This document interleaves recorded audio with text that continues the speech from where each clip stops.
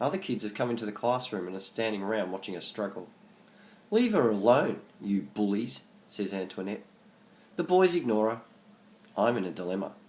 Uncle Ray's a doctor as well as a vet, and he's shown me the place on the human body where if you jab it with your fingers, the other person goes totally numb for about 5 minutes.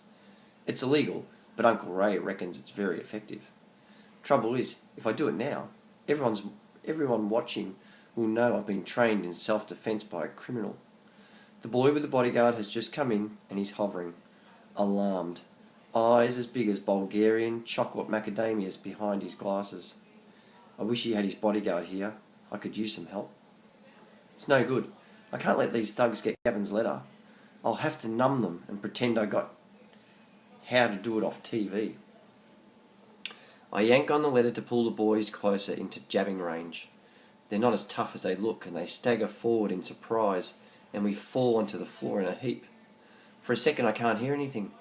Then I get my head out from under a leg just as a teacher's voice roars from the doorway. "What is going on?" It's Mr. Lamb, our class teacher. The headmaster told Mum and Dad that Mr. Lamb used to play rugby for Wales, and I can see he's still got the red face you get in scrums. He's glaring at me and the boys who are scrambling to their feet. I wish Mr. Creeley was here with his Game Boy to keep a friendly eye on me and protect me. Now Mr. Lamb is glaring at the letter crumbled in my hand. "What is that document?" he says. "The one that seems to be causing so much trouble." My guts turn to the sort of mush you usually only find in Latvian bread-making machines. The bodyguard boy darts across and bends over me. Before I can gather my thoughts, he pulls Gavin's letter out of my hand. I sit up to jab him. Before I can, he does an amazing thing. Still bending over me, keeping his back to Mr. Lamb and the other kids, the bodyguard boy stuffs Gavin's letter into my blazer pocket. From his own pocket, he takes another envelope.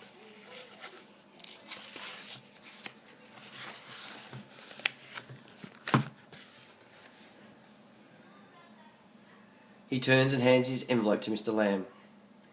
"It's some sort of letter, sir," he says. "Thank you, Menzies," says Mr. Lamb. "Dobber," hisses Chantel. But I'm thinking this kid called Menzies isn't a dobber. I reckon he knows I'm in the same boat as him, but without a bodyguard. He's trying to help me.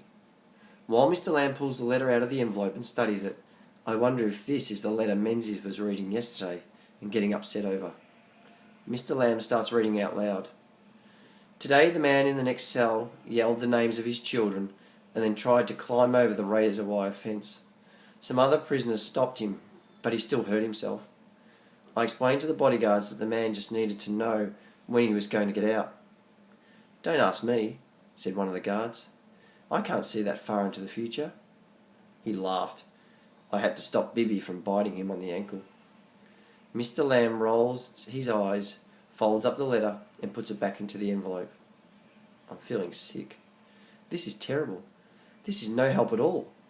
Menzies' letter is from someone in a maximum security jail. No wonder Menzies was upset. If it's a brother or a cousin or an uncle, I'm upset too. Now everyone will think I've got a murder in the family. Before I can get my letter out and show everyone that Gavin's just a harmless shoplifter, Mr. Lamb gives a big sigh and points to me with Menzies' letter.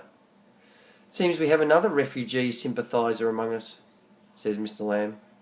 "Did Menzies arrange this pen friend for you?" Refugee sympathiser? Pen friend? I don't understand. I don't know what to say. Menzies needs to learn that not everybody is obsessed as he is about refugees in detention centres. Mr. Lamb goes on. I'm beginning to wonder if that refugee project I set last term was a mistake. He holds the letter out to me. He obviously wants me to take it. I take it.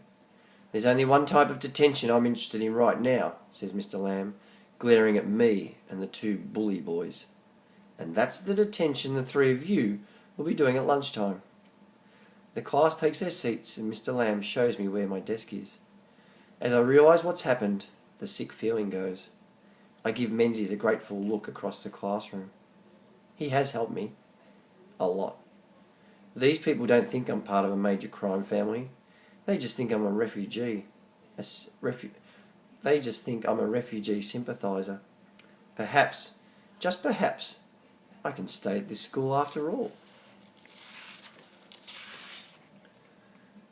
Chapter 6.